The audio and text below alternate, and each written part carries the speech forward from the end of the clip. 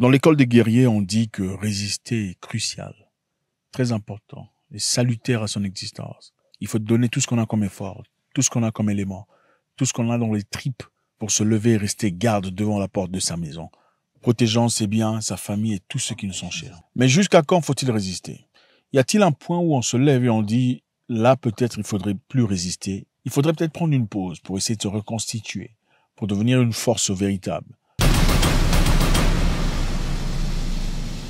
Y aura-t-il une guerre entre la France et Israël? Emmanuel Macron prévient à Netanyahou qu'il ne doit pas oublier qu'Israël a été créé par une décision des Nations Unies. Le grand sérieux et l'ambition qu'il a mis au cœur de ce sommet. Ce G7 nous a en effet, j'en ai rappelé hier, les principaux acquis, et je vous l'ai redit, sur à la fois les questions de déséquilibre mondiaux, sur les questions de sécurité de nos chaînes de valeur, sur les questions aussi de migration comme de narcotrafic, nous a permis d'avancer. Et hier soir, nous avons eu des discussions géopolitiques donc à 7, et celles-ci ont permis là également d'abord de consolider une position commune sur l'Iran, puisqu'un communiqué endossé par l'ensemble des membres du G7 a été publié, qui acte ce que d'ailleurs nous avions pu dire les uns et les autres ces derniers jours, c'est-à-dire notre volonté de ne pas voir l'Iran se doter de l'arme nucléaire, qui en même temps a appelé à une désescalade dans la région et à ce qu'il y ait une stabilité au plus vite, à la protection des personnes civiles, et a également rappelé la nécessité d'avoir un cessez-le-feu à Gaza. Je pense que c'est un acquis de ce G7 sur une position commune. Nous avons eu ensuite une discussion sur l'Ukraine avec le président Trump, et elle s'est poursuivie ce matin avec le secrétaire Bessent pour ce qui est des États-Unis, mais le secrétaire général de l'OTAN, Mark Rutte, et le président Zelensky nous ont rejoints.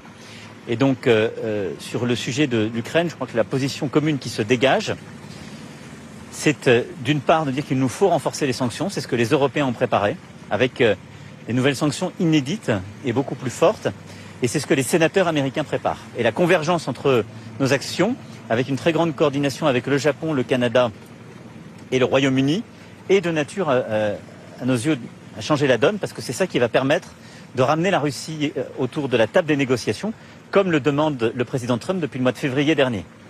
En parallèle, nous avons tous acté la nécessité de continuer de soutenir l'Ukraine et de poursuivre l'effort pour justement permettre à celle-ci de résister. Nous l'avons fait dans un contexte qui n'a échappé à personne, parce que la nuit dernière a été absolument terrible pour l'Ukraine, le peuple ukrainien. Kiev a été attaqué directement, plusieurs dizaines de civils sont morts, ce qui montre le cynisme complet du président Poutine, qui utilise le contexte international pour renforcer des attaques, et à nouveau des attaques contre des civils, et qui très clairement agit à contrario des propos qu'il a pu avoir avec les uns et les autres ces derniers mois. Voilà la position sur l'Ukraine que nous avons dégagée. Enfin, je veux ici dire que, après avoir remercié le Premier ministre Mark Carney, et avoir fait la synthèse de nos sessions, j'ai pu annoncer donc que la France accueillerait l'année prochaine à Évian le G7, et c'est là aussi une manière pour nous de poursuivre ces travaux, et dans une ville, un département, une région qui ont montré une vraie volonté, un vrai attachement à accueillir ce grand rendez-vous international. Et je veux ici remercier tous les élus locaux qui ont été très mobilisés dans la préparation de ce travail. Ce sera pour nous une manière comme nous l'avions fait à Biarritz en 2019, de poursuivre ce travail, avec aussi des formats qui changeront, mais j'aurai l'occasion d'y revenir. Je vais maintenant répondre à vos questions. Monsieur le Président, au moment où on se parle, le président Trump semble plus que jamais sur le pied de guerre en Iran, si on en croit plusieurs médias américains. On semble bien loin du cessez-le-feu que vous évoquiez hier, non? Alors écoutez, le cessez-le-feu, comme dites, c'était surtout le président Trump qui l'évoquait hier. Et vos collègues d'ailleurs qui l'ont interviewé, comme CNN, l'ont écrit.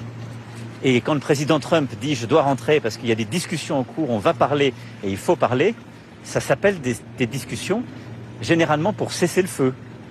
Bon, quand nous endossons un texte commun sur l'Iran, que j'ai là, qui a été discuté avec le président Trump, et qui dit très clairement que l'Iran est la principale source d'instabilité, mais que nous appelons tous à la résolution de la crise en Iran, qui doit mener à une désescalade plus large des hostilités en Proche-Orient, l'intention qui est partagée, c'est quand même qu'il y a un cessez-le-feu. Donc, on est très loin de la désescalade là mais ce soir. Vous constatez comme moi qu'il y a sans doute eu un changement d'avis.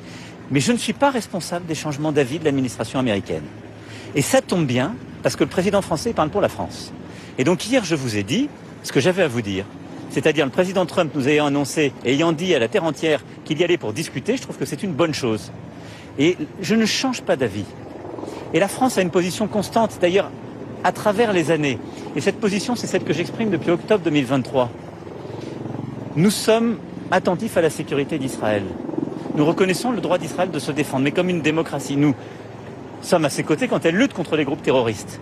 Mais jamais nous ne partageons les actions de déstabilisation régionale. C'est pourquoi depuis octobre 2023, la France appelle à un cessez-le-feu à Gaza. Et c'est pourquoi j'ai dit, nous ne voulons pas un Iran qui se dote de l'arme nucléaire ou qui ait ses capacités balistiques. Mais je pense que la plus grande des erreurs aujourd'hui, c'est de chercher par la voie militaire à faire un changement de régime en Iran. Parce que ce sera là le chaos. Et donc la responsabilité qui est la nôtre, c'est de reprendre au plus vite des discussions pour permettre justement de redonner un cadre à la question nucléaire et à la question balistique. C'est constamment ce que la France fait depuis 10 ans. Et depuis 8 ans, c'est constamment ce à quoi je me suis attaché. Je ne change pas d'avis et je ne change absolument rien de ce que je vous ai dit hier. S'il y a des dirigeants qui changent d'avis, c'est à eux de répondre de ces changements d'avis, pas à moi de les commenter. Et vous pensez que c'est ce que cherche aujourd'hui le président Trump, un changement de régime? Quel est le message que vous lui adressez aujourd'hui? Je ne sais pas, mais je ne suis pas un commentateur de l'actualité. Vous êtes un interlocuteur. Oui, et donc j'ai dit ce que j'avais à dire. J'ai dit la même chose que ce que je vous dis au président Trump hier. Et donc je considère qu'on a besoin des États-Unis d'Amérique pour faire revenir tout le monde autour de la table. Voilà.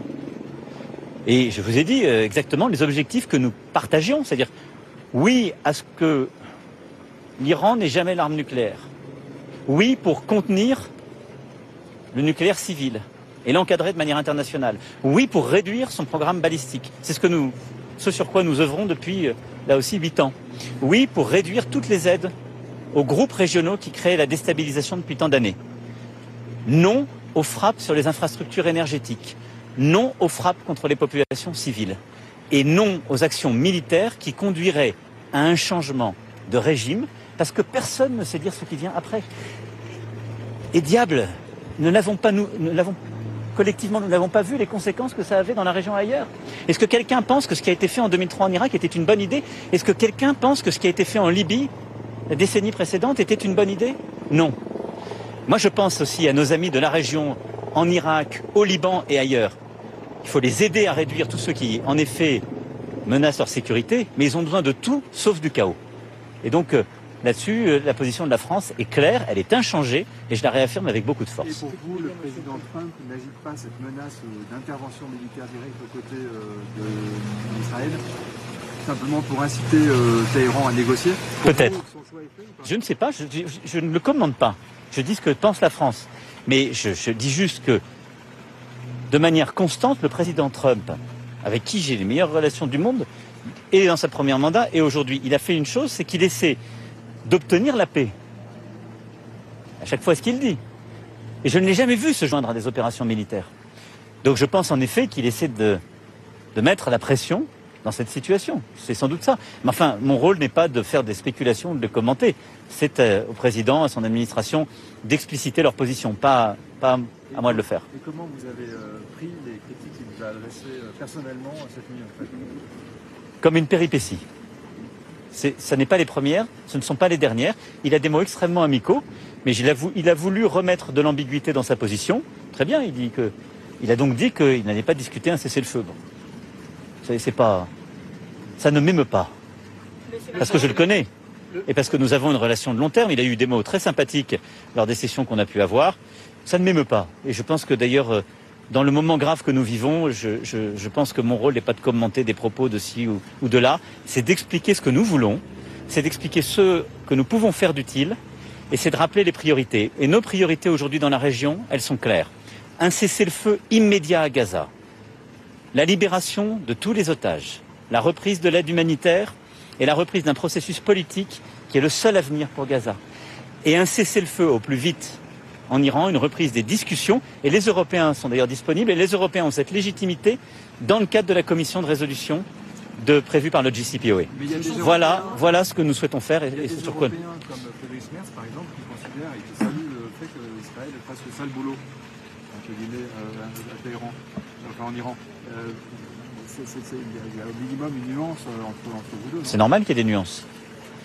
Moi, je considère que Nous ne voulons pas que l'Iran se dote de l'arme nucléaire, toujours été clair, mais nous considérons que maintenant il faut revenir à la table des discussions. M. Macron, on est ici en Alberta, au Canada. Encore hier, Donald Trump a fait allusion à faire du Canada le 51e État. J'aimerais savoir, selon vous, ces menaces d'annexion-là, est-ce qu'elles mettent en péril l'unité du G7? Écoutez, c'est pas ce qui est ressorti de nos discussions d'hier et d'aujourd'hui, et je veux saluer vraiment l'esprit d'engagement et de négociateur de votre Premier ministre qui a